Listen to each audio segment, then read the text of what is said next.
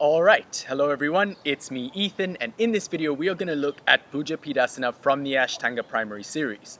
First we'll go into the fundamentals of the posture and then start to look at smoothing out the transitions so that you can progress towards keeping your feet off the floor right through the asana.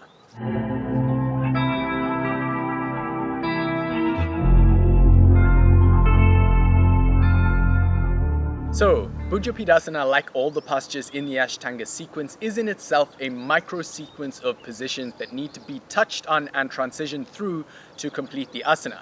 There are 4 unique positions that essentially need to be touched on in the Bhujapidasana sequence.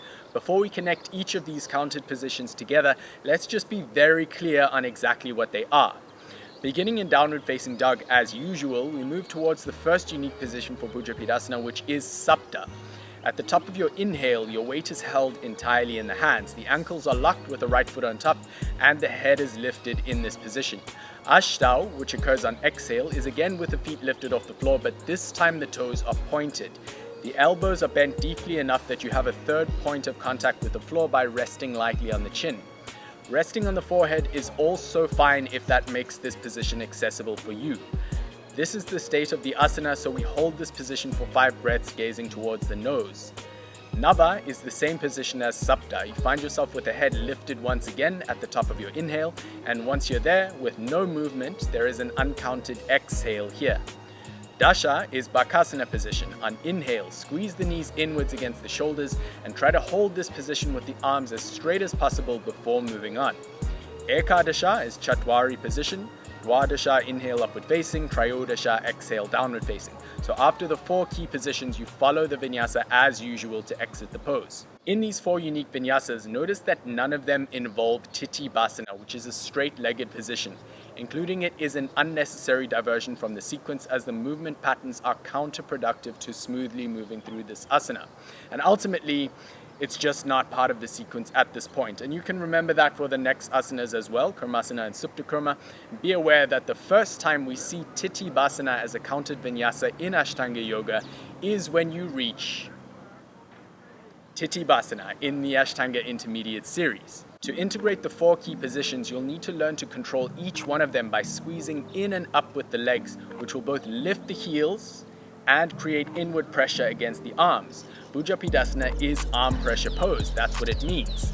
So stay conscious of what these 4 positions are and remember that you are only trying to move from one to the next rather than trying to rush towards the state of the asana and then rush back to chaturanga to finish the pose. To modify the transitions, try not to move your hands, but you can touch the feet down as many times as needed so that you can confidently reach the next counted position.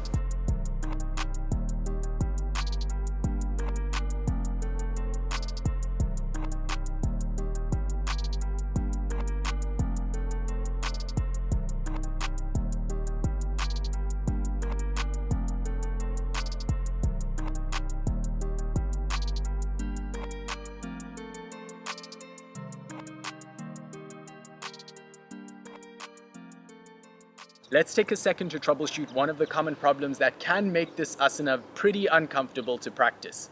If you tend to face plant on your way into the pose and struggle to get the head down even by supporting with the feet, you might be better off modifying by only going down as far as you can control. That should help you build strength in Bhujapidasana. A more sort of fiery and determined student might be prepared to accept the face plant so that they can do the full version of the pose, but the chances are, if you can't control the way down, you probably won't be able to get back up. You'll either get stuck down there like a sea slug, or you'll have to absolutely muscle it and burst up from the pose way too quickly, and you'll probably come crashing down on the other side. So feel free to modify or touch the feet down while you continue to stay on this pose and get more comfortable. Once you can hit the positions, you can start to flow between them with the right transitions. At downward dog, check the position of your hands before you start this pose. They will be your foundation and should be planted in place. If they're too wide, it will be difficult for you to get a tight cross of the ankles. Jumping to Sapta is a challenging vinyasa, and mastering this transition in particular tends to be the last piece of the Bhujapidasana puzzle to fall into place, so work on it with intention every time. Jumping the feet wide to land outside the hands is a good start. To jump the feet further beyond the hands, exhale deeply, rounding your back. Keep the hips low and the legs fairly relaxed as you swing them around the upper arms to make first contact with the floor ahead of your hands. Trying to jump the hips too high will at best cause the feet to plant hard near the hands. Try to aim the soles of your feet towards each other as you gradually land them closer together. Eventually you'll control the landing by locking into a tight cross at the ankles. Hold Sapta for a moment at the top of your inhale before moving on. Exhaling into Ashtanga, squeeze the heels up and lean forward. Control this movement by slowly bending the elbows. Once your feet get behind the arms, you can point the toes. If you're comfortable there, pull the hips back, press into the fingertips to control as you reach the chin towards the floor. If it doesn't quite touch, you can put the forehead down at this point, but be aware that the ideal form will have the chin down, but holding very little weight on that point. Nava, inhale, stay tight in the middle of the body, rotate by keeping the hips low and lifting the head back up. Grip the floor with your fingertips and start to straighten the arms. Keep some weight forward as you come up, then hold the position at Nava and exhale.